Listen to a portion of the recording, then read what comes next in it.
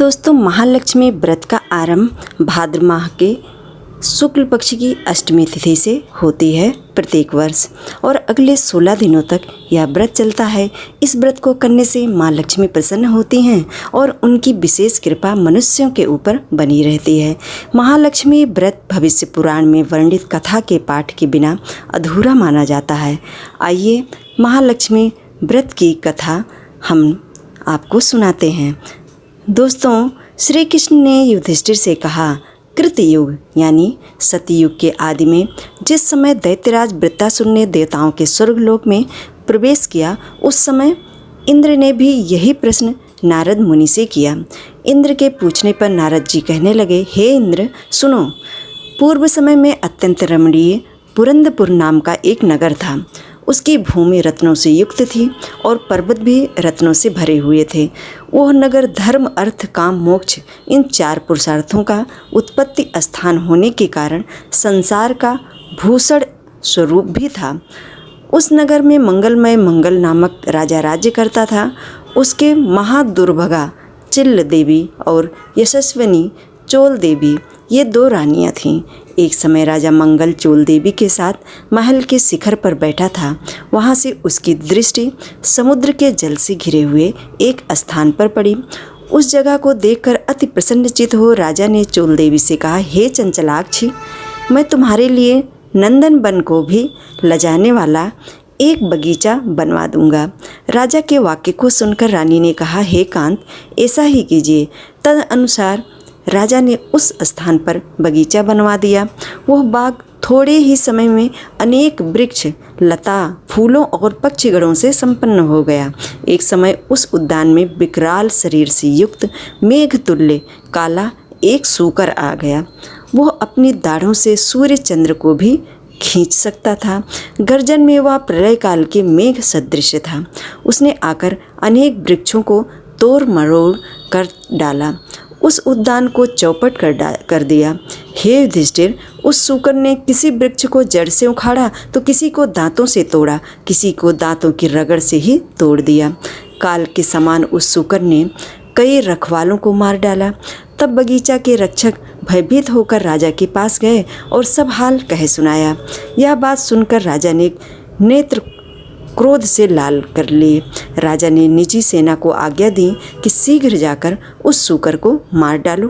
तदंतर राजा भी एक मत वाले हाथी पर सवार होकर उद्यान की ओर चल दिए। वह सेना अश्व समूह रूपी वस्त्र से ढकी हुई पृथ्वी को हिलाती तथा रथों की शीघ्र गति से उत्पन्न पवन से संपूर्ण सैनिकों को कपाती तथा पैदल सेना शब्द से दिशाओं को पूरित करती हुई बगीचे के नज़दीक पहुंची और उसे चारों ओर से घेर लिया। अपने उच्च घोष के 10 दिशाओं को प्रतिध्वनित करता हुआ राजा बोला कि जिसके रास्ते से यह सूकराधम निकल जाएगा तो मैं उस सिपाही का सिर शत्रु की भांति काट डालूंगा। राजा के वचन सुनकर सूकर जिस मार्ग में राजा खड़े थे उसी मार्ग से निकल गया और राजा कोड़ों से अपने घोड़ों को मारते ही रह गए। राजा लज्जा से चंद्रवत कलंकित होकर सूकर के पीछे पीछे सिंह व्याघ्रों से युक्त घोर वन में जा निकला। उस वन में तमाम लाल, हिंताल, शाल, अर्जुन आदि के वृक्ष थे। वहाँ विविध लताएं थीं। झिल्लियों की झंकार से 10 दिशाएं मुखारित हो रही थीं। राजा उस घोर वन में एकाग्र मन से उस सूकर को ढूंढ रहा था। एकाएक सूकर से उसका सामना हो गया। तब राजा ने बाण से जैसे ही सूकर को घायल किया, वैसे ही बाण के लगते सूकर अपने अधम शरीर को छोड़ करके दिव्य गंधर्व रूप धारण कर विमान पर जा बैठा। गंधर्व बोला, हे महिपाल, आपका कल्याण हो। आपने मुझे सूकर योनि से छुड़ाया, अतः बड़ी कृपा की। अब मेरा वृत्तांत सुनिए। एक समय ब्रह्मा जी देवताओं से घिरे हुए बैठे थे और मैं उनको तरह तरह के स्थान व गुणों से युक्त गीत सुना रहा था। गाते गाते मैं ताल स्वर में भ्रष्ट हो गया। इसी कारण ब्रह्मा जी ने मुझ चित्ररथ गंधर्व को शाप दे दिया। ब्रह्मा जी ने कहा, तू पृथ्वी पर सूकर होगा। जिस समय राजाओं का राजा मंगल तुझे अपने हाथों से मारेगा, उस समय तू सूकर योनि से छूटकर फिर इस अवस्था को प्राप्त हो जाएगा। अतः एवं हे महापते, इस योनि में आया था, आज आपके हाथ से मरकर मैं सूकर योनि से छूट गया। अब मैं प्रसन्न होकर देवताओं को भी दुर्लभ एक वर आपको देता हूँ, उसे आप स्वीकार कीजिए। धर्म, अर्थ, काम तथा मोक्ष को देने वाला यह महालक्ष्मी व्रत है। इसे करके आप सार्वभौम राजा हो जाएंगे। अब आप प्रसन्न होकर अपनी राजधानी को जाइए।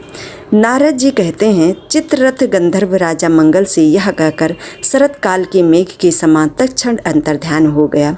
राजा मंगल ज्यों ही चलने को हुआ त्यों ही बगल में मृगछाला लिए एक ब्राह्मण बालक को देखा। राजा ने मुस्कुरा करके बालक से कहा, हे वटो, देव, दानव, गंधर्व, राक्षस, इनमें से आप कौन हैं? आप सच सच कहिए, ऐसे घोर जंगल में आप किस लिए आए हैं?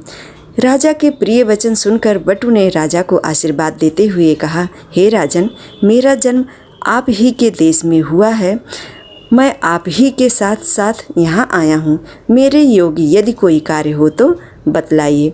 राजा ने कहा, आज से मैं आपको नूतन कहूँगा। हे वटो, अगर यहाँ कोई तालाब हो तो उसमें से मेरे लिए थोड़ा जल ले आइए। राजा के वचन सुनकर वटु ने राजा को एक बरगद की छाया में बैठा दिया और स्वयं घोड़े पर सवार होकर पक्षीगणों का शब्द सुनता हुआ चल पड़ा। थोड़ी ही दूर आगे जाने पर उसे एक अति रमणीक तालाब दिखाई दिया। उस तालाब वायु के सैकड़ों यत्नों को निष्फल करने वाला, विष रहित अगस्त्य मुनि की पिपासा को शांत करने वाला, समुद्र से भी अधिक गंभीर, शीतल मंद, सुगंध वायुयुक्त स्वच्छ जल से परिपूर्ण था। उसके निकट वह बट घोड़े को लेकर ज्यों ही गया त्यों ही कीचड़ में धंस गया।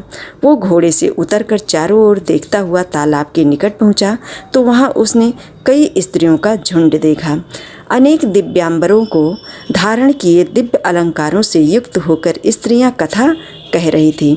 तदंतर उन स्त्रियों के पास जाकर अपना वृत्तांत बताता हुआ कहने लगा। बटू ने कहा, हे स्त्रियों, बड़ी भक्तिभाव से यह आप क्या कर रही हैं?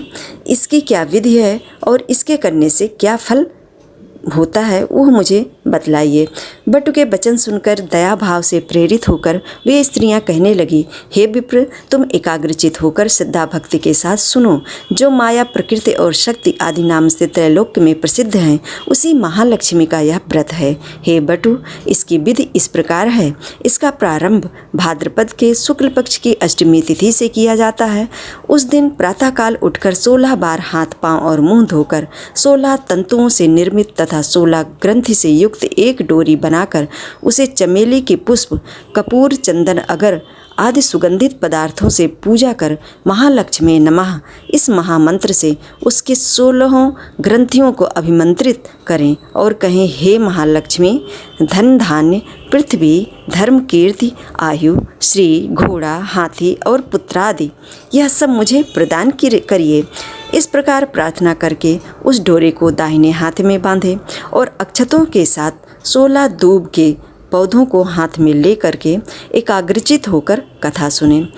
जल में दूब को भिगोकर अपने सिर, हाथ तथा पैरों में मार्जन करें। भाद्रपद शुक्ल अष्टमी से आश्विन कृष्ण अष्टमी तक 16 दिन नित्य हाथ में अक्षत लेकर कथा सुने।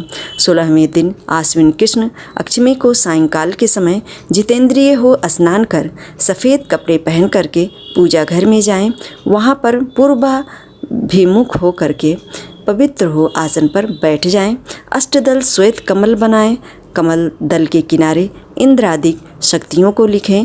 कर्णिका में श्वेतांगनी, श्वेत वर्ण वाली, श्वेत पत्र मोतियों से अलंकृत, कमलासना, हास्ययुक्त, कमलवत मुख वाली, सरस चंद्र के तुल्य कांतिमती, चतुर्भुजा, 2 हाथों में कमल लिए, अभयदायिनी, दोनों ओर से हाथियों के झुंड से, दोनों ओर से हाथियों के सुंडों से जल से सींचती हुई अटल क्षेत्र युक्त महालक्ष्मी का ध्यान करता हुआ कपूर, अगर और चंदन से महालक्ष्मी की पूजा करें। उनका आह्वान करते हुए कहें, हे महालक्ष्मी, विष्णु के स्थान से तुम यहाँ आओ। हे देवी, आप ही के निमित्त मैंने यह षोडशोपचार पूजन की सामग्री जुटाई है। हे विप्र, व्रती 16 दिन पूरा होने पर किस विधि से उद्यापन करें यह भी सुनो, सुवर्ण के श्रृंग से युक्त गौ तथा सुवर्ण आदि किसी विद्वान और वेद पाठी ब्राह्मणों को दान करके दे। तदंतर यथाशक्ति दान देने से यह व्रत पूर्ण होता है। साथ साथ ब्राह्मणों को वस्त्रादि भी दान करना चाहिए।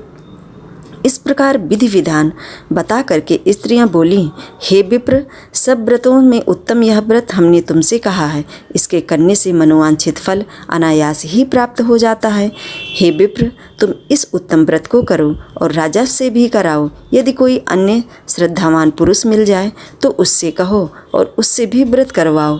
हाँ, नास्तिकों के समक्ष यह व्रत कभी मत कहना। स्त्रियों के वचन सुनकर ब्राह्मण बालक उन स्त्रियों को नमस्कार कर और घोड़े को कीचड़ से निकाल करके और उसे पानी पिलाकर कमल के पत्ते में राजा के लिए जल ले और घोड़े पर चढ़कर राजा के पास आया। राजा को जल देकर उक्त व्रत का महात्म्य राजा से कहा और अनेक भांति की सामग्री जुटाकर उस व्रत को राजा से कराया। यह वो मंगल राजा एवं बट इस व्रत के प्रभाव से राजाओं में श्रेष्ठ राजा हुआ। वो राजा मंगल घोड़े पर सवार होकर अपने नगर के समीप जा पहुंचा। राजा को आते देखकर पुरवासी तुरही आदि बाजाओं को बजाते, हाथों में बड़ी बड़ी ध्वजाओं तथा माला को लिए कलशों को सिर पर रखे और घंटा आदि बजाते हुए आए। उस समय वह नगर अत्यंत सुशोभित था। मार्ग में रूपवती स्त्रियां राज दर्शन के निमित्त दौड़कर आ उपस्थित हुईं। इनको दर्शन देते देते राजा मंगल उस ब्राह्मण के सहित अपने महल के निकट पहुँचे। घोड़े पर से उतरकर महाराज मंगल अपनी पटरानी चोल देवी के महल में गए। जाते ही रानी ने राजा के हाथ में एक डोरा बंधा देखा। इस पर रानी ने अत्यंत क्रोध करके कहा कि मालूम होता है कि राजा शिकार के बहाने किसी दूसरी स्त्री के पास गया था। उसी के सौभाग्य के लिए राजा ने हाथ में यह डोरा बांध रखा है। उसी का भेजा हुआ ब्राह्मण बालक भी मुझे देखने आया है। ऐसा विचार करके चोल देवी ने राजा के हाथ में बंधा डोरा तोड़कर पृथ्वी पर डाल दिया। राजा मंगल भी सामंत मंत्री तथा अन्य भृत्यों के साथ वन की बातें कर रहा था। इसी कारण राजा ने रानी को डोरा तोड़ते नहीं देखा। संयोगवश उसी समय चिल्ल देवी की एक दासी वहाँ कुछ कहने आई थी। उसने उस डोरा को उठा करके उस ब्राह्मण भट्ट से कहा, उसका कारण और व्रत पूछा। तब दासी ने चिल्ल देवी के पास जाकर वो व्रत बताया और ब्राह्मण भट्ट को बुलाकर विधिवत महालक्ष्मी व्रत का उत्तम व्रत किया। 1 वर्ष के बाद महालक्ष्मी पूजन के दिन चिल्ल देवी के महल में बाजाओं का शब्द हुआ और यह शब्द राजा मंगल ने भी सुना। तब राजा को महालक्ष्मी के व्रत की याद आ गई और वह ब्राह्मण वट से कहने लगा, अरे आज महालक्ष्मी की पूजा का दिन है, मेरा वो डोरा कहाँ है? यह पूछने पर बटू ने चोल देवी के द्वारा डोरा तोड़े जाने का हाल कहा। वह सुनकर राजा को चोल देवी पर अत्यंत क्रोध हुआ। वो कहने लगा, आज से चिल्ल देवी के ही घर में पूजा करूँगा। इसी समय राजा ब्राह्मण बटु को लेकर लक्ष्मी जी के पूजनार्थ चिल्ल देवी के घर में गया। उसी समय लक्ष्मी जी एक वृद्धा स्त्री का रूप धारण करके परीक्षा के लिए चोल देवी के महल में गई।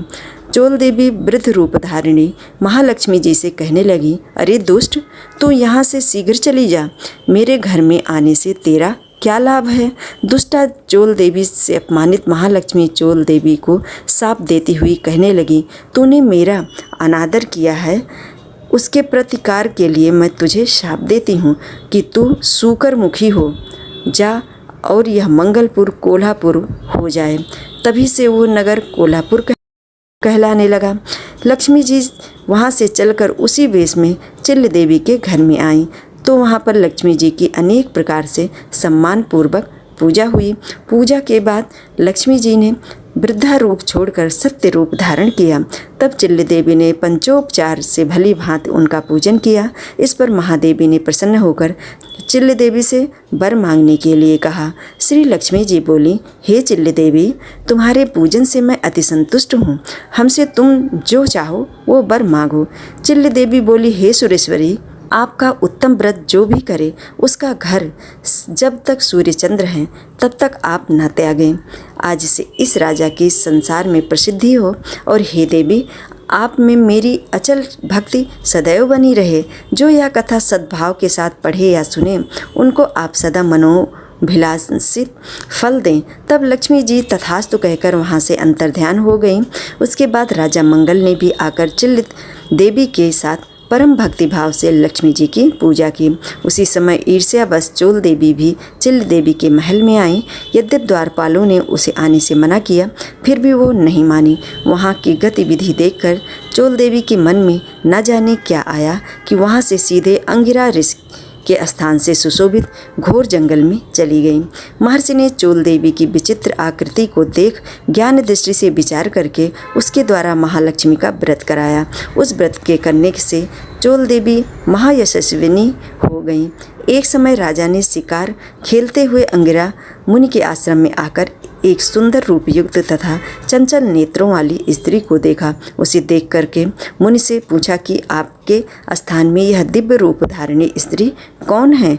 मुनि ने चोल देवी का समस्त हाल बता करके राजा के हाथों सौंप दिया। तब राजा चोल देवी के साथ नगर में आकर चिल्ल तथा चोल देवी के साथ अनेक भोगों को भोगने लगा। वह नूतन नामक ब्राह्मण बट महालक्ष्मी के व्रत के प्रभाव से बृहस्पति की भांति राजा मंगल का मंत्री हुआ। वह राजा पृथ्वी के समस्त सुखों को भोग करके अंत में आकाश में जाकर विष्णु दैवत नामक श्रवण नक्षत्र बनकर स्थित हुआ। नारद जी बोले, हे इंद्र, सब व्रतों में उत्तम व्रत मैंने तुमसे कहा, जिसकी कथा मात्र के सुनने से मनोवांछित फल प्राप्त हो जाता है। जैसे तीर्थों में प्रयाग, देवताओं में विष्णु और नदियों में गंगा पुनीत मानी जाती हैं, उसी भांति यह व्रत सब व्रतों में उत्तम है। हे इंद्र, धर्म, अर्थ, काम तथा मोक्ष को यदि तुम चाहो तो श्रद्धा युक्त होकर इस उत्तम व्रत को करो। इसके करने से महालक्ष्मी धन, धान्य, पृथ्वी, धर्म, कीर्ति, आयु, यश, श्री, घोड़े, हाथी और पुत्र पौत्रादि सब कुछ देती हैं। श्री कृष्ण ने युधिष्ठिर से बोले, हे युधिष्ठिर जी, नारद जी द्वारा कहा गया यह व्रत देवराज इंद्र ने किया। इसी व्रत के प्रभाव से इंद्र को मनोवांछित फल मिला। आप भी इस व्रत को करें तो मनोवांछित फल की प्राप्ति एवं पुत्र पौत्रादि की वृद्धि होगी। यह कथा श्री कृष्ण भगवान ने युधिष्ठिर के प्रति कही थी। मैं आप लोगों से फिर भी कहता हूँ, अपनी अपनी मनोकामना की सिद्धि के लिए यह व्रत सबको करना चाहिए। इसके करने से सब कुछ प्राप्त किया जा सकता है। दोस्तों, इस तरह से महालक्ष्मी व्रत की ये अद्भुत कथा है। बोलो महालक्ष्मी माता की जय। इस प्रकार भविष्य पुराण में कही गई ये महालक्ष्मी व्रत की जो कथा है वो संपूर्ण होती है। हमारी वीडियो यदि आपको थोड़ा सा भी पसंद आया हो दोस्तों, वीडियो को लाइक कर दीजिएगा और चैनल को सब्सक्राइब कर दीजिएगा आने वाले वीडियोस के लिए। जय श्री कृष्णा, राधे राधे, जय माँ लक्ष्मी, जय माँ लक्ष्मी, जय माँ लक्ष्मी।